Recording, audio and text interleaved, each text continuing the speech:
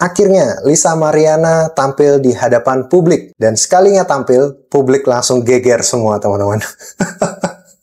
Jadi yang mengejutkan tidak hanya dari kisah yang dia bawakan, tetapi juga tampilannya, teman-teman. Jadi sorry to say, ini disclaimer dulu, saya tidak bermaksud untuk body shaming, tapi memang ketika dia tampil kembali, tampilan Lisa Mariana sangat-sangat jauh berbeda dari apa yang bisa kita lihat di Instagramnya, teman-teman. Bagaimana dia nge-branding dirinya di Instagram itu dengan tampilannya yang seksi dan badannya proporsional, tapi ketika kemarin dia konferensi pers di hadapan publik, dia tampil dengan badan yang lebih besar, teman-teman. Nah, jadi singkat cerita, ketika dia tampil di publik, itu juga ada salah satu dari media yang mewawancarai dia, teman-teman, yang menanyakan tentang perubahan badannya dia, teman-teman. Dan ya di situ media pasti kepo banget ya, teman-teman, bagaimana jawabannya dia.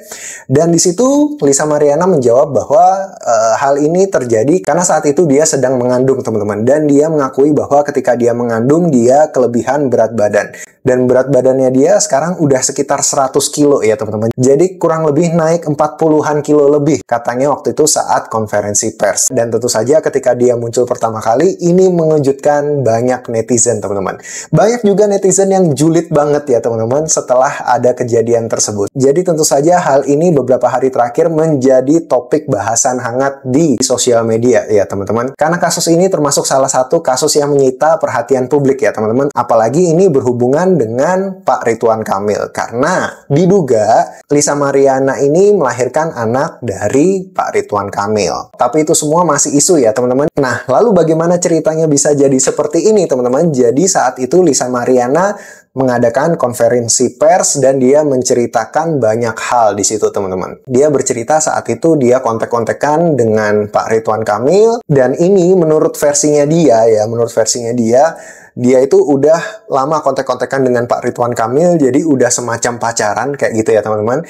Dan balas-balasan chat lewat Telegram, dan singkat cerita pernah satu hotel waktu di kota Palembang selama beberapa hari, dan 2 minggu dari kejadian tersebut dia mengandung, teman-teman. Lalu beberapa bulan kemudian akhirnya dia melahirkan, dan di situ juga dia menginformasikan bahwa diduga Pak Ridwan Kamil itu minta dia supaya menggugurkan kandungannya, teman-teman. Tapi dia mengakui bahwa dia ingin mempertahankan bayi tersebut, teman-teman. Hingga sampai hari ini kasusnya itu masih berkepanjangan, dan dari pihak Pak Ridwan Kamil merasa bahwa itu adalah fitnah yang didaur ulang. Jadi dulu dianggap sudah pernah bermasalah dan sudah diselesaikan secara baik-baik, tetapi sekarang diangkat lagi.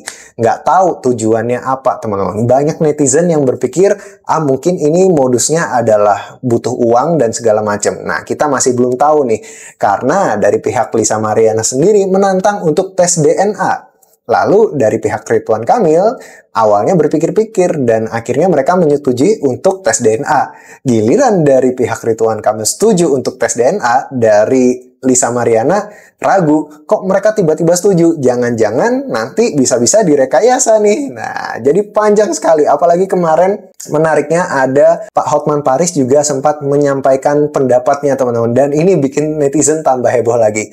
Karena di situ beliau berkata, lebih baik jangan tes DNA. Kalau misalnya ini beneran anaknya Pak Ridwan Kamil, otomatis dia harus mendapatkan hak yang sama seperti anak kandung lainnya. Termasuk salah satunya adalah warisan, teman-teman. Wah, jadi panjang ya, teman-teman, kasusnya. Apalagi ini menyangkut Pak Ridwan Kamil. Pak Ridwan Kamil adalah salah satu tokoh yang cukup punya nama di Indonesia, teman-teman. Bahkan beliau ini bisa jadi salah satu kandidat capres mungkin di waktu yang akan datang, teman-teman. Tapi dengan adanya isu seperti ini, tentu saja ini pasti akan mempengaruhi elektabilitasnya ke depan, teman-teman. Dan apakah peluang untuk menjadi calon presiden ke depannya akan tertutup? Mungkin saja, teman-teman. Mungkin masih terbuka karena peluang calon presiden masih 5 tahun lagi ya, teman-teman. Tapi pasti ini sudah menjadi kartu as bagi musuh. Apalagi kalau misalnya sampai terbukti, teman-teman. Jadi isu ini sudah menjadi kartu as bagi musuh untuk menyerang Pak Ridwan Kamil, teman-teman. Jadi kalau misalnya secara politik, pasti akan sulit 5 tahun yang akan datang untuk mencalonkan Pak Ridwan Kamil untuk menjadi calon presiden, teman-teman. Karena apa? Pertama, dia sudah kalah di Jakarta. Kedua, dia pernah terjadi isu yang seperti ini, teman-teman. Tentu saja ini akan sangat-sangat mempengaruhi elektabilitasnya, dan bagi partai yang ingin mencalonkannya pasti akan berpikir 2 kali, teman-teman. Oke, sekarang kita akan membahas dari sisi emosionalnya ya, teman-teman. Jadi yang tadi udah cukup dulu. Sekarang kita akan membahas dari sisi emosional kalau misalnya hal ini beneran terjadi. Jadi ini disclaimer dulu, seandainya ini beneran terjadi ya, teman-teman. Nah, di luar sana kebanyakan orang-orang yang kelihatannya mesra di sosial media sama pasangannya, biasanya ending-endingnya bermasalah, teman-teman. Serius ini. Jadi malahan orang-orang yang di sosial media tuh biasa-biasa aja dengan pasangannya justru biasanya lebih romantis, teman-teman. Tapi kalau yang umbar-umbar romantis di sosial media itu justru biasanya ending-endingnya malah bisa jadi kamuflase, dan di belakang istrinya bisa jadi dia bermasalah juga, teman-teman. Apalagi ini adalah salah satu pertanyaan yang sering sekali saya bingung ya, teman-teman. Banyak sekali contoh-contoh kasus ya, teman-teman. Apalagi di public figure yang saya rasa itu aneh banget. Kenapa aneh? Mereka memiliki istri yang cantik, memiliki istri yang soleha, habis itu rata-rata hijab, tetapi ketika mereka selingkuh, kalian bisa ngelihat selingkuhannya itu pasti seksi, pakaiannya minim, dan bodinya aduhai. Ini kan bertolak belakang, teman-teman. Nah, kenapa hal ini bisa terjadi? Rata-rata cowok itu biasanya egonya tinggi, teman-teman. Kenapa saya bilang egonya tinggi? Karena kalau secara psikologis, orang-orang yang bermasalah dengan kehidupan, orang-orang yang bermasalah dengan rumah tangganya ini, biasanya orangnya cemburuan juga, teman-teman. Jadi mereka pengen mendapatkan istri yang baik-baik dan ingin tidak mengumbar kecantikannya kepada pria lain, tetapi mereka itu suka ngelihat wanita yang cantik dan seksi, teman-teman. Karena itu tadi saya bilang, kebanyakan cowok problematik itu, mereka egonya sangat-sangat tinggi, teman-teman.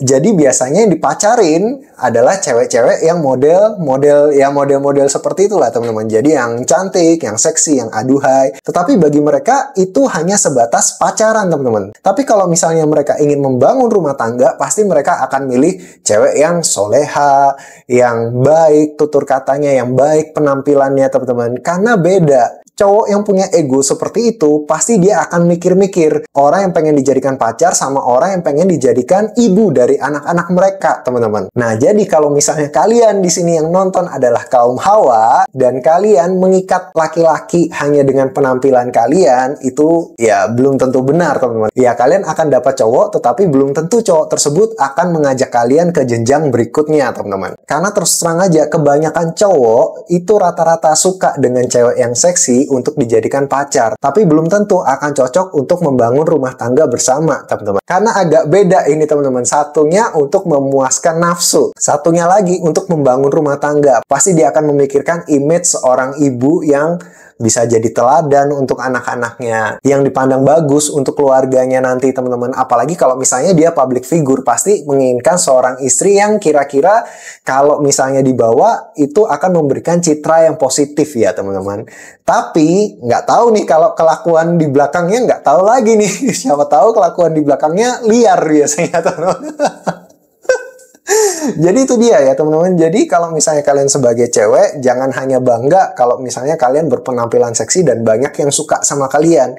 Yang suka mungkin banyak, tetapi yang ingin membangun rumah tangga dengan kalian itu hanya orang-orang tertentu ya, teman-teman. Jadi kalau misalnya kalian sebagai kaum wanita, ya jangan hanya mengutamakan keseksian kalian, teman-teman, tapi kalian juga harus bangun bagaimana personal branding yang bagus, intelektual, teman-teman, supaya kalian bisa mendapatkan ya cowok yang berkualitas juga, teman-teman. Karena itu tadi, cowok itu biasanya egonya tinggi. Padahal ini adalah dua pilihan yang berbeda ya, teman-teman. Tapi kalau misalnya cowok tidak bisa menahan egonya, menahan nafsunya, biasanya dua-duanya diembat, teman-teman. Yang ini jadi pacar, yang ini jadi istri. Wah, kacau. kacau dunia. Bayangin aja kalau misalnya seandainya kita udah membangun karir yang gede, teman-teman, lalu kita juga udah punya nama yang bagus, dari secara finansial kita juga oke, keluarga juga kita harmonis, tapi semuanya itu harus sirna gara-gara wanita kedua, teman-teman. Wah, itu rasanya nggak masuk akal ya, teman-teman. Bagaimana kita sudah memperjuangkan segala hal di dalam kehidupan kita, apalagi bagi seorang pria, memperjuangkan sampai ke titik itu tuh hal yang tidak gampang ya, teman-teman. Memperjuangkan karir, memperjuangkan nama baik, apalagi di politik juga bagus, itu udah masa depan cerah banget, teman-teman. Tetapi kebiasaan orang-orang yang sudah ada di titik itu biasanya malah cari hal-hal yang lain, teman-teman. Malah nyari hal-hal yang beresiko. Apakah ingin hidup seperti Larry ya? Yang ingin mencari resiko dan bahaya di dalam kehidupannya supaya adrenalinnya tertantang ya, teman-teman. Bahaya banget kan, teman-teman? Apalagi kalau misalnya sampai kejadian, beneran kejadian, ya tentu saja apa yang tadi sudah dibangun dan dirintis, ya akan menjadi omongan publik, yang kalau misalnya itu beneran terjadi, itu akan menjadi sosial penghakiman sepanjang masa ya, teman-teman. Pasti akan diingat bertahun-tahun sama publik, teman-teman. Jadi sekali lagi, kalau misalnya kita sebagai laki-laki, kalau mau berbuat aneh-aneh, pikir dulu resikonya, teman-teman. Pikir yang panjang. Kalau misalnya masih lajang, ya boleh nakal, dikit-dikit nakal, teman-teman, asal jangan sampai merugikan orang lain. Tapi kalau misalnya kalian sudah berkeluarga, ya kalian harus temukan cara gimana caranya kalian bisa menahan diri kalian sendiri. Pikirkan baik-baik plus dan minusnya. Kalau misalnya ada kepikiran hal yang buruk, namanya juga manusia, kadang kan tempat salah dan dosa, kadang juga setan lewat masuk ke dalam pikiran. Kalian balik lagi, oh ya, saya sudah memperjuangkan apa di dalam kehidupan saya. Kalau misalnya saya terjatuh ke hal-hal yang seperti ini, apa kerugiannya? Nah, itu bisa jadi balancing di dalam kita berpikir ya, teman-teman, sebelum melakukan sesuatu. Jadi, usahakan berpikir panjang sebelum melakukan sesuatu. Nah, jadi kita nggak tahu apa yang sebenarnya terjadi, dan biarkan saja waktu nanti yang membuktikan. Jadi, apapun yang terjadi di kasus ini ke depannya nanti, teman-teman, semoga harapan saya ini bisa menjadi win-win solution. Dan bagi kita para netizen, kita hanya bisa mengambil hikmahnya saja, teman-teman. Oke deh, mungkin sekian dulu ngobrol-ngobrol kita kali ini. Kalau misalnya kalian punya pendapat lain, silahkan tuliskan di kolom komentar di bawah. Saya Joshua Hofian, sampai jumpa lagi di video berikutnya. Stay healthy and God bless.